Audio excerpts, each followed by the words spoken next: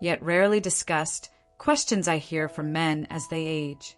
It's not just about whether it's still okay, but how to do it in a way that is safe, respectful, and actually supports your health rather than taking from it. I'm Dr. Eva Danial, and in my practice, I've worked with thousands of men who want to stay connected to their bodies, feel confident in their sexuality, and age with both strength and dignity. Today, we're talking about how to masturbate safely after 60 and the 3 big mistakes you should absolutely avoid. This isn't about shame or performance. It's about protecting your circulation, your prostate, your hormonal balance, and your overall emotional well-being. If you've ever felt unsure about what's normal or safe, you are in the right place. First, let me reassure you, masturbation is not only normal, it's healthy. As time goes on, many men start to question if their body still needs that kind of release. Some feel a lingering guilt, while others are simply confused by the changes they experience. But the truth is, regular and gentle self-stimulation is one of the most natural ways to support your health after 60. It helps maintain healthy blood flow, supports prostate function, lowers stress hormones, and can even improve your sleep by calming the nervous system. However, the key is to recognize that your body doesn't respond the same way it did at 25. And that's okay. That's not dysfunction, that's biology. Your skin becomes thinner, nerve endings may take a little longer to respond, and blood vessels are more sensitive. This means your approach to self-pleasure needs to evolve. It's no longer about force or intensity, but about presence. It's about tuning in and listening to your body, not treating it like a machine to be fixed, but as something worthy of care. When you do that, you begin to feel more connected, more relaxed, and more satisfied. But many men unintentionally fall into 3 common mistakes. Let's go through them. The first mistake is rushing. So many men treat masturbation as a task to be finished quickly and secretly. But when you rush, your nervous system stays on edge. Your blood vessels constrict. Your heart rate spikes from stress, not arousal, and you might even hold your breath. Instead of nourishing blood flow, your body stays in alert mode, which reduces satisfaction and trains your brain to associate touch with tension. The fix is to simply slow down. Even 5 extra minutes can make a world of difference.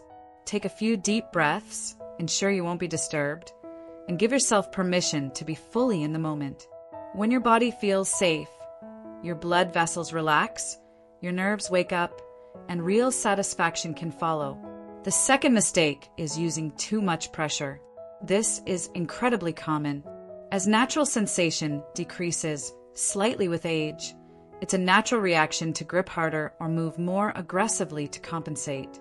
But over time, this creates friction and stress on the delicate tissues of the penis, which is made of spongy blood vessels and fragile nerves. This can lead to what some call death grip syndrome, where you can only respond to one very specific, intense kind of pressure. This not only makes intimacy with a partner more difficult, but also risks soreness, irritation, and a long-term loss of sensitivity. The better approach is to loosen your grip. Use a natural, unscented lubricant to reduce friction, and focus less on the outcome and more on the sensation itself. Think of it as a therapeutic massage for your circulatory system.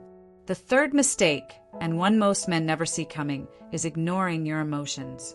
This has little to do with physical technique and everything to do with how you feel about the act itself.